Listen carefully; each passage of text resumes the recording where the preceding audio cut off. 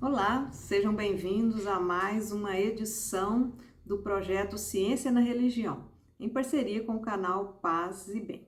Muito bem, hoje nós vamos conversar sobre o materialismo, ou melhor dizendo, materialismos no plural, porque a proposta de hoje é a gente entender as diversas formas, em que esse materialismo ele é compreendido dentro da ciência ou dentro da filosofia. Às vezes o materialismo ele constantemente ele é tido, como o vilão das religiões porque ele é uma oposição ao espiritualismo.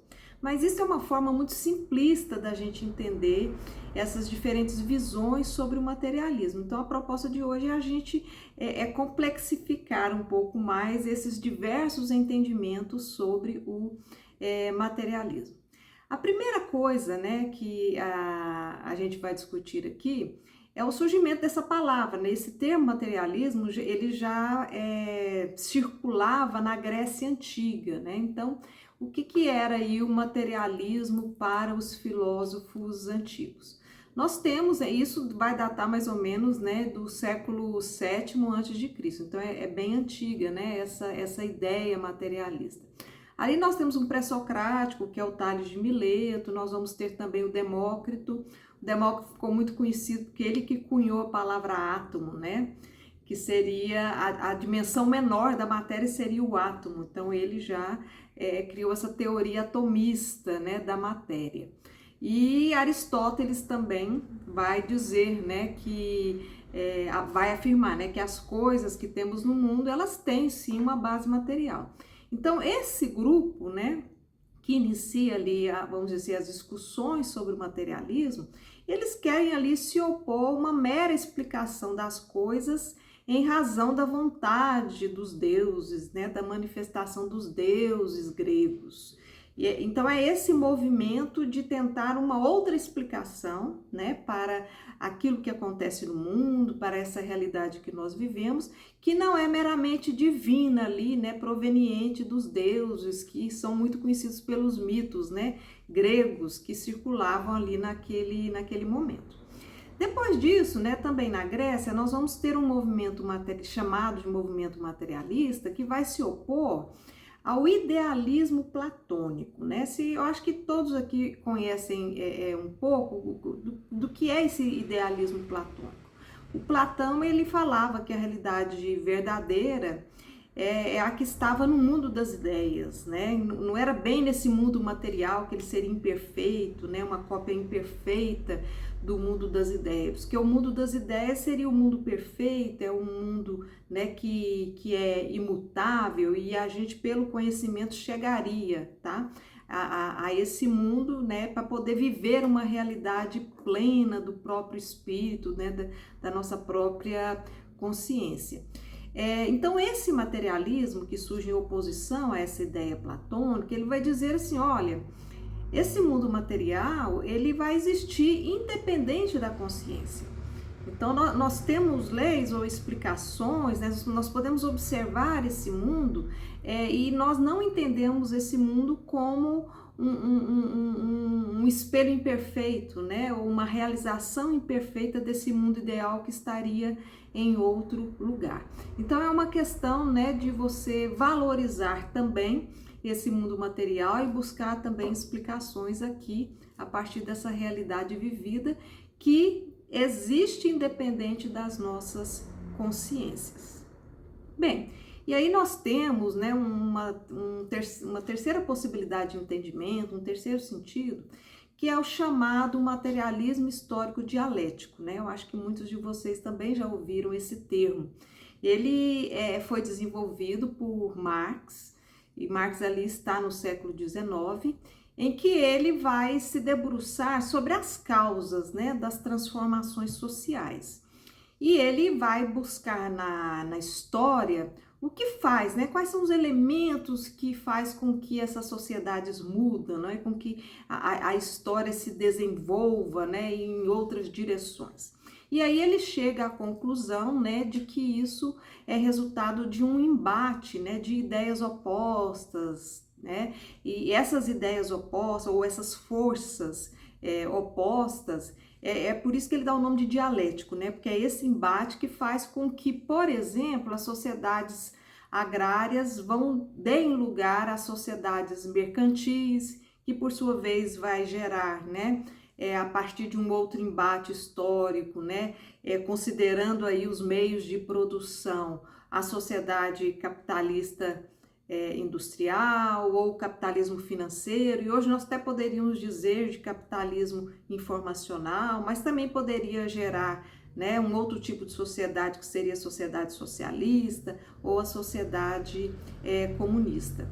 Então ele enxerga o materialismo para ele é você enxergar essas forças para dar explicações em relação à realidade que nós vivemos, considerando a mudança, né, a forma como esses meios de produção eles são apropriados, né, são geridos, se tornam hegemônicos em determinada época histórica. Então não é meramente uma questão de consciência, porque as pessoas desejam que a sociedade seja assim, né? As pessoas vão se adaptando a esses meios de produção e o processo histórico vai dar conta dessas transformações.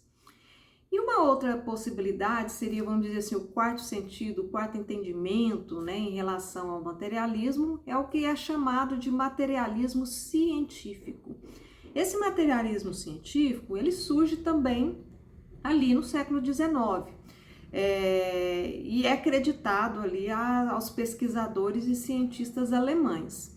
Para esses pesquisadores, o materialismo, né, científico, ele devia considerar aquilo que as ciências naturais dizem sobre o mundo ou explicam, né, sobre a nossa realidade. Essas ciências naturais basicamente são a física, a química, a matemática, a biologia. Então essas seriam as ciências consagradas ou mais especializadas, né, e que teriam essa credibilidade, essa autoridade para dizer sobre esse mundo, como é que as coisas foram criadas, como é que elas se dão, né, como é que elas se portam aqui. E aí, diferente do Marx, né, que é o materialismo histórico dialético, eles não vão considerar muito esses processos históricos sociais para a compreensão do mundo, tá? Então, eles não entram nessa questão que Marx entrou e vão dar ênfase, sim, às explicações científicas dessas ciências naturais, que são ciências mais duras, né? Então, eles excluem as contribuições aí das ciências humanas que estavam surgindo, né, como sociologia, antropologia, para poder dar explicações sobre o mundo. Existe também um outro entendimento, vamos dizer assim, surgindo, mas isso é mais conhecido no meio espírita, que seria o chamado materialismo espiritualista. Parece estranho, né? E parece meio contraditório, mas na visão espírita isso quer dizer o quê? Os espíritas creem que existe um mundo espiritual que sobrevive, né? A gente sobreviveria após a morte desse corpo físico e encontraria esse outro mundo. Mas esse mundo espiritual, ele é material, ele é concreto, essa realidade, vamos dizer assim, ela se dá numa outra versão da matéria, numa outra dimensão da matéria, mas não deixa de ser matéria. A questão é só a gente entender mesmo qual é a natureza outra dessa matéria que se encontra ali no pós-morte. Então, é uma teoria que está em desenvolvimento, tá? E nesse sentido, ela não se opõe ao espiritualismo, tá? Ela só vai acrescentar que existem também leis materiais, né? Essa concretude, vamos dizer assim, material, mas se formando e se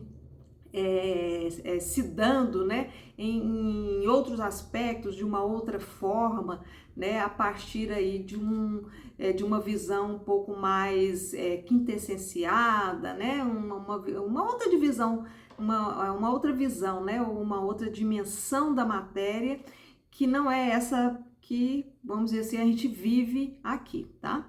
Mas isso é também uma especulação, né, porque também nós não temos muitos dados aí para poder fazer essa inferência de forma muito definitiva. Bem, E aí sobra, né, um último conceito, um último entendimento aí, que é um entendimento mais popular, né, que é o nosso senso moral de materialismo. Então, materialismo seria materialista, né? Seria toda pessoa que é apegada aos bens materiais. Nesse sentido, seria a pessoa sovina, a pessoa que só pensa em dinheiro, a pessoa, né, extremamente egoísta. E aí, então, a gente tem uma nova possibilidade, né, de entendimento do materialismo.